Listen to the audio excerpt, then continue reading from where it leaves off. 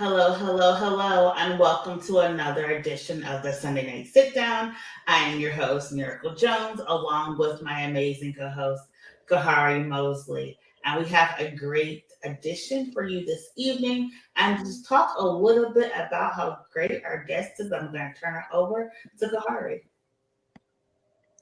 Yeah, we'll be joined by State Representative Sara Innamorato, somebody I know very, very well, who worked with at GTech doing green economic development work, and she's come a long way from repurposing cooking oil and using that for fuel, and repurposing sunflower fields and all types of other fantastic stuff of reusing fuel and energy, and finding new purposes for that and creating a greener world. Now she's serving her second term in the Pennsylvania State House, seeking a third term, currently on the ballot, on the November ballot.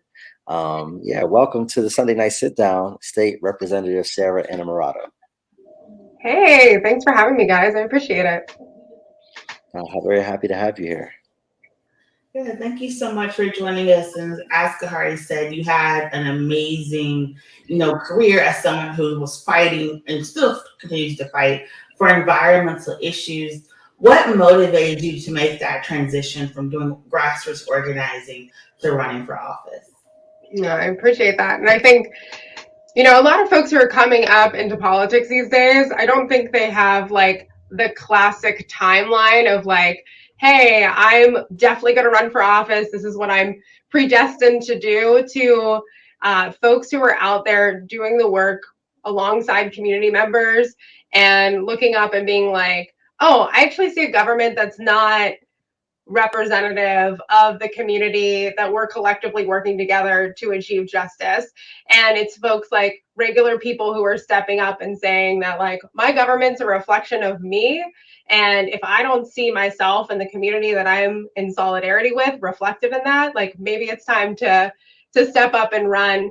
And I think that is a beautiful shared narrative that's happening in our region. And that's where I really came from. So like Khari said, we were working together at GTech Strategies. And, the one thing that I took away from that experience was that we have so much knowledge and energy and resiliency that's embedded into our neighborhoods. And there are individuals who possess this knowledge that isn't considered as valuable as more credentialed education, things like degrees and masters and PhDs. But that is like the knowledge that needs to be harnessed when we are making policy decisions, because you can't sit up on a high tower, you can't sit in Harrisburg or any elected office and just read policy reports and look at data and then make legislative decisions. You have to be like with people in community, with the people who are doing the work, and saying, okay, what's not working here, and how do we make sure that we can design legislation centering the community's knowledge. And so, that was one thing that I definitely took from the nonprofit space that we were working on, and that there are solutions that exist at a neighborhood scale. And we should be, as elected officials, have our ears open and our eyes open to those solutions, and how we can then implement them on a broader scale and embed them into our policy making.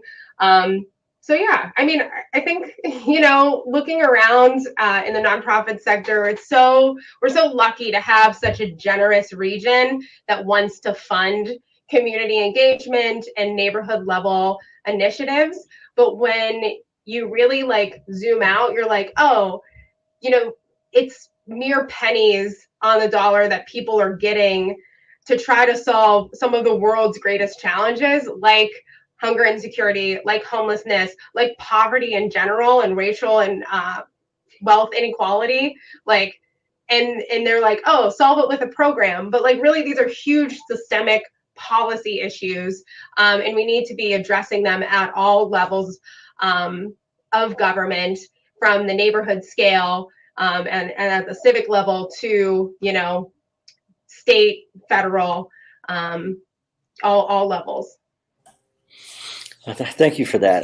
You know, you raised a really interesting point about how you know, politics in this region, and I would imagine around the country, has changed. You know, when I was in my early 20s, in the late 90s, early 2000s, you know, there was a, you know, perception, like you said, for those who were interested in running for office. You go work for a politician for a number of years. You go, you know, go get a Juris Doctorate, or, you know, a master's in public administration.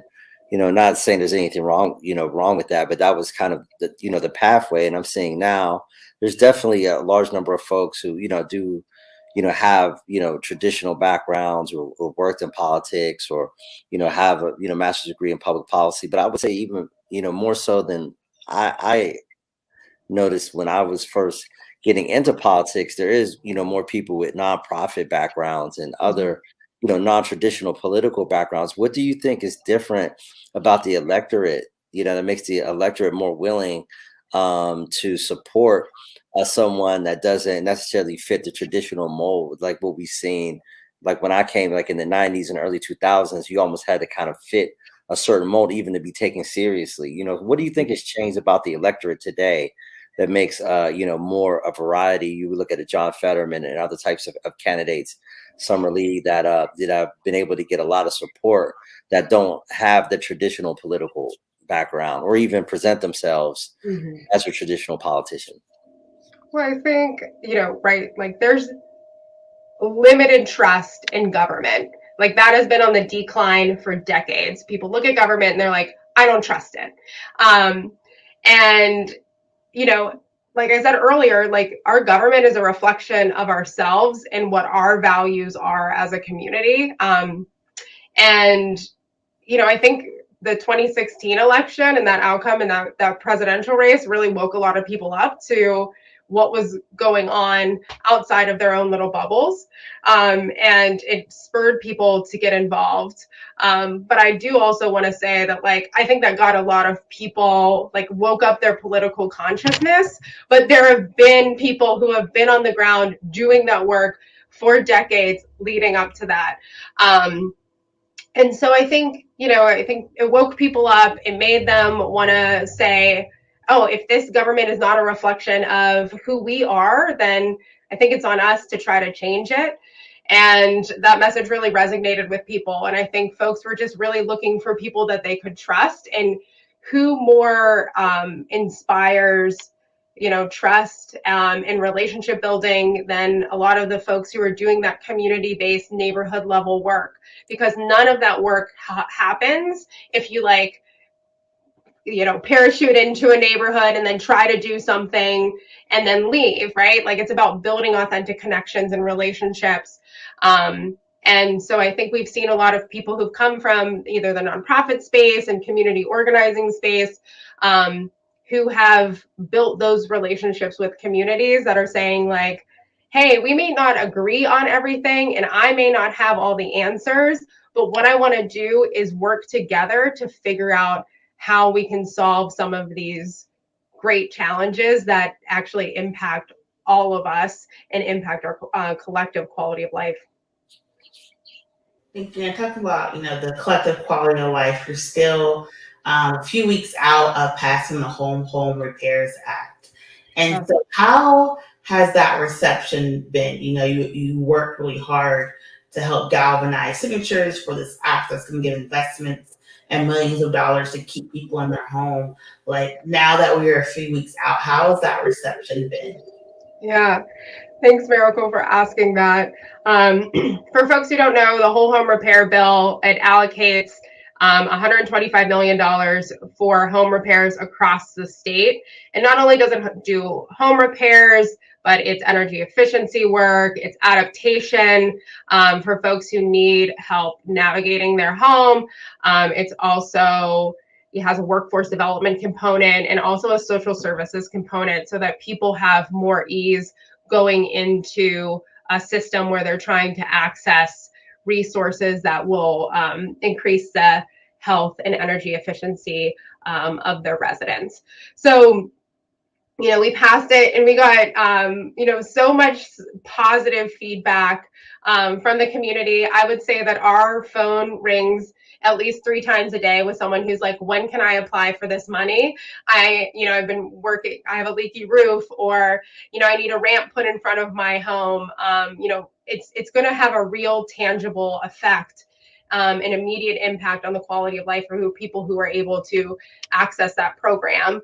You know, we still have a few months before we'll be able to apply as a county for the money and design the program. But, you know, we're really hoping by spring that we'll have a program that's working, and that, you know, people will be able to apply for that money. And I think, you know, the ultimate success of that is not because, oh, you know, I sat in my little tiny office and wrote a bill, but it was informed by the community. There were needs that existed out in neighborhoods across this county where people were saying like, oh, okay, I can maybe access a Rebuilding Together program. Oh, I can maybe access the URA facade program. Oh, I might like qualify for weatherization assistance program, but there wasn't anything that was bringing it all together and helping people be able to access multiple programs in an efficient way. And so the people who were on the ground doing the work, being like, we need an investment, a meaningful investment in this type of program. And, you know, our office and Senator Sewell's office responded and said, okay, great. Let's collectively inform what this program and this legislation can look like. And then let's rally together. Let's advocate together. Let's go lobby together to get this passed. And now those relationships don't go away. They stick. And now it's like we're working together with dozens of organizations to design a program that's going to work for the people who need this program the most. Thank you for that. Well, my next question just was about the State House in general. Mm-hmm. You know, what are besides the policy platform you just laid out, like what are some of the other major things happening in the State House for those who don't get to walk the halls of the state capitol on a weekly basis? There's a lot. I would say like this time in the year, every even numbered year, the House needs to run for re-election. Every single seat is up for re-elect in even numbered years. So right now we're kind of winding down our session, which is 2 years long in the House. So you're seeing a lot of, like, I would say highly technical, moderately inoffensive bills being pushed through. And, you know, but there's always, you know, I think in Harrisburg, there's a lot of us playing defense on bad things that are trying to happen. So, you know, right now, after the Dobbs decision that came down, we're seeing a lot of attacks from the Republican side of them trying to further restrict access to reproductive health care. So, you know, we are always finding ways to push back on that and prevent those bills from coming to the floor. We're seeing a lot of attacks on democracy and trying to make voting harder for folks, you know, under the guise and framing of like election security. We can always be looking at our systems and saying, how do we improve them? How do we make them more secure? But there's also, you know, blatant attacks on like saying that like, well, we should get rid of vote by mail entirely, which is not reasonable because it's actually opened up individuals' ability to, you know, participate more fully in the democratic process. So, I think those are things like the hot button issues that we're always have a pulse on. But there is, I think with the passage of whole home repairs, there's also that opportunity to get stuff done, and to take a really good idea that's informed by the community, that has the commitment of multiple organizations, and, not change your narrative based on who you're talking to, whether it's a D or a R, or someone who lives in Philadelphia, or someone who lives in Pittsburgh, or someone who lives in Center County or more rural Pennsylvania. But just looking at like, okay, how do I bring real life stories to Harrisburg and to the legislators who are there? And how do I wear different frames to talk about an issue? So when we were talking about whole home repairs, when I was talking to a lot of my Republican colleagues, we were talking about blight and blight remediation, because that's something that's been on their top agenda. And they know a lot of them represent rural areas where they're having to spend millions of dollars tearing down homes and residences. And you can't stabilize a community,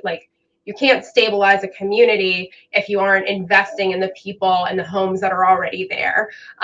So it was a message that they understood, and we didn't have to change the concept of whole home repairs. We just had to frame it in the way that they think about legislating, which was about blight remediation, but also about saving money long terms by making these investments up front. So, I think in a lot of ways it's very frustrating and we're playing defense. But I think that there's also ways to navigate the space, and use your voice and your stories to help make real positive change. Thank you. And you're talking about making real positive change. The makeup of the legislature has changed in the past couple of years. It's become more diverse, and there's more women. And after redistricting, there is a chance that it's even become more representative of the people of Pennsylvania. Can you just talk a little bit? Because I know at Netroots you were talking about how difficult it is for particularly women in the legislature to introduce bills, to get stuff pushed through. Mm-hmm. But can you just talk about why it's so important that we have people in office who represent those in Pennsylvania? Yeah. So you're right in saying that, like, we have changed. I mean, even the last couple cycles, our legislature has changed significantly. The people who go from Allegheny County who go to Harrisburg has changed significantly. Both Summer Lee and I got elected in 2018 together, and I like to tell the story of, like, when we were elected, there was one woman in our county delegation, and then when Summer and I came into office, we had reached people named Dan to woman parity within our delegation, which of course is not still representative of the people who live in the county. And so, we've seen through another couple of cycles that change. Our delegation has gotten more young people, more Black folks elected. And so now we're seeing a delegation, more women, and we're seeing a delegation that's reflective of the people who live in our county, right? It's not just about one group of people dominating, but it's about the diversity and about the representation of the lived experiences here, going to Harrisburg and saying, like, we can actually work together to solve problems, and it can, like, be mutually beneficial for all of our folks back home. And for me, like, I have one lived experience, and I've shared that lived experience, quite a bit in a manner to build trust with constituents and people back home, but also to try to encourage and pass legislation. And while that's valuable, it is but one story. So again, having that diversity of where people have come from, what their identities are, what their income levels are, and them being able to share that perspective just makes us a stronger legislative body and allows us to do more with what we have. And so, that's why I'm excited about where we've been moving as a delegation and as the overall House. of representatives. But yeah, it's just being reflective of the people who are in this Commonwealth, making sure that like people have their voices heard and that people have access to their government. Thank you for that. And actually, it's interesting you say that, because as many of our viewers know, my wife is Chelsea Wagner, and I remember when her and Lisa Bennington got elected to the House in 2006, and they were the first women ever elected, not necessarily represent, because Barbara Burns, the former city councilwoman, was appointed to fulfill a term, but did not end up winning the election that was held later. But the first two women ever to get elected to represent Allegheny County was in 2006. So it does seem like a remarkable turn of events over the last 15, 16 years. It took only 200 years to get a woman elected, and then maybe 14, 15 years later to really start to see something at least at a remote level, resembling some level, of diversity. What do you think has changed in Allegheny County, of how we've reached, and we know that we're not where we want to be, but obviously we've made tremendous strides since the early 2000s. What do you think has changed over the last 15, 20 years in Allegheny County? Well, one, I mean, I think we all have to recognize, right, there were women living in this county before 2006. So the fact that we weren't sending women to represent us in Harrisburg is, it's shameful. So I think a lot of people have just woken up and seen that, like, hey, I can actually make a difference by being involved, like not only going out and voting, but knocking doors for a candidate or donating to a candidate or advising a candidate on a policy or a particular lived experience that that individual had. I think as a county overall, we've been stabilizing our population over the last 15 years. We've been trying to attract and keep young people. But, we also have a long way to go, right? Like we also, have a lot of flaws and things that we still need to continually improve on. A lot of that has to do with our public health. A lot of it has to do with our air quality and the environmental quality of this region. A lot of it has to do with like making sure that the jobs we are creating are ones that are family sustaining. So, I think in a lot of ways we do have some ways to go, but, we're continuing. Every generation that's coming up is building off of what the previous one did. And, so it just gives us an ability to like think about a brighter future for all of us. And you were talking about like the lived experiences, and you've been very like open about the way addiction disorder has impacted your family, and you've been able to really kind of raise the consciousness of making this a public health crisis. Given that the numbers right now for Pennsylvania are very stark when it comes to some of the overdoses, can you just talk about some of the things that you have championed and some of the next steps that we need to do to really give people more tools and resources for. Yeah, thank you for bringing that up, because it's something, the issue of the opioid epidemic, destigmatizing drug addiction, that and harm reduction is something that's near and dear to my heart. I did lose my father to an opioid addiction when I was about 22 years old. And what I found when I started to share that story while I was campaigning and while I was knocking on doors, that folks would open up to me and talk about either their individual struggle with addiction or talk about a loved one that they lost. And it was this really strong bond that brought people together and, is able to build trust with the community. And so, I've used that pain and that trauma to talk about, okay, how do we do better by people who have substance use disorders. And one of the ways that is scientifically proven to help reduce death by overdose is deploying harm reduction interventions. So what that looks like locally is supporting programs like Prevention Point Pittsburgh, and a lot of the work that our county health department is doing with syringe service programs, making sure that fentanyl test strips are available to people. And what that means is that what harm reduction does is that it acknowledges that drug use is a reality, right? And abstinence, immediate abstinence, is not going to be a pathway for everyone, and it's not going to be effective for everyone. And people are going to continue to use drugs. So how do we make sure that they're using as safely as possible, and they're in a non-judgmental space, and they have avenues to access resources, like addiction services and recovery services, if that's a choice that they are ready to make for them and their family.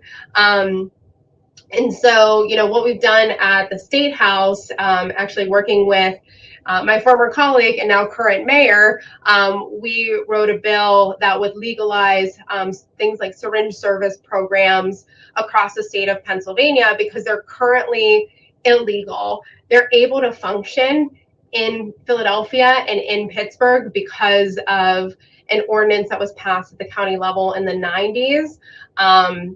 But, right now, needles and fentanyl test strips and things like that, they're considered drug paraphernalia. So you're not allowed to pass them out. So, being able to pass a bill that would allow for these programs to function across the Commonwealth is going to save a lot of lives.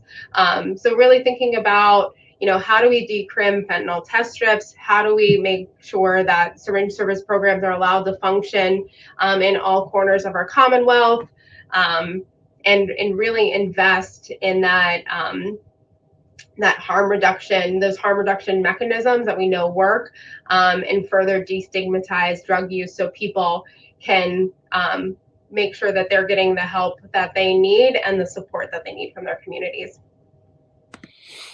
Thank you. And I know you've been, getting a lot of questions, going from government to politics, and there's a lot of rumors and a lot of people making predictions, looking at 2023. Now, I understand you have an election coming up on November 8th, 2022, your re-election. So we're not going to get ahead of, the immediate work that needs to be done. But what is your message to folks who have been asking about, what's potentially down the road and what's potentially in your political future? I think what we've talked about over our time together is that, we're at a critical moment in this region.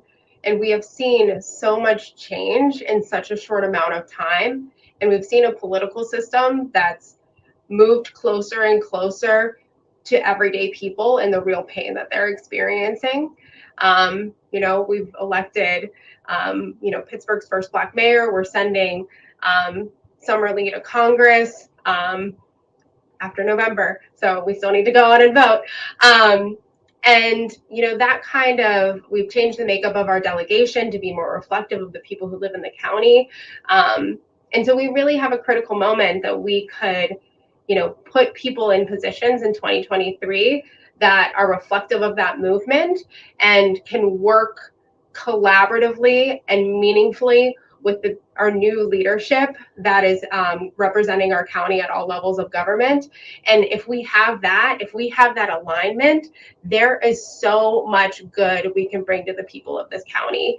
And that's really what I'm looking forward to after this general election happening in 2022.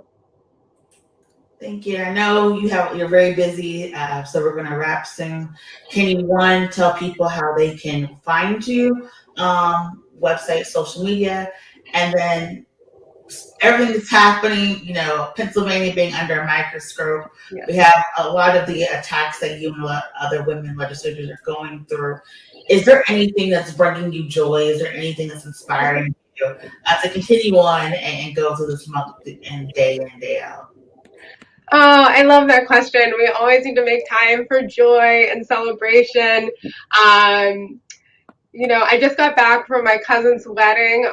He got married in Montana on Saturday. So I went to a lot of hikes and was in nature for a few days. So that was like very calming for me. So I try to, make time for that silence and in nature. And that's something that brings me a lot of joy and peace.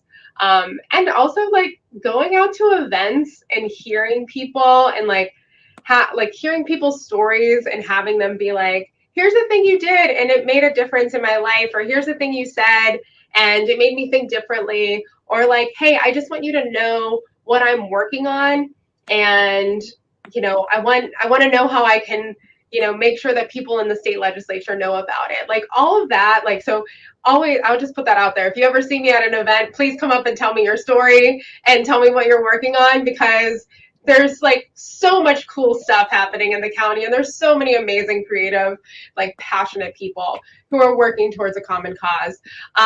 So yeah, if you don't see me at an event, you can find me on any social media platform under Rep Innamorato.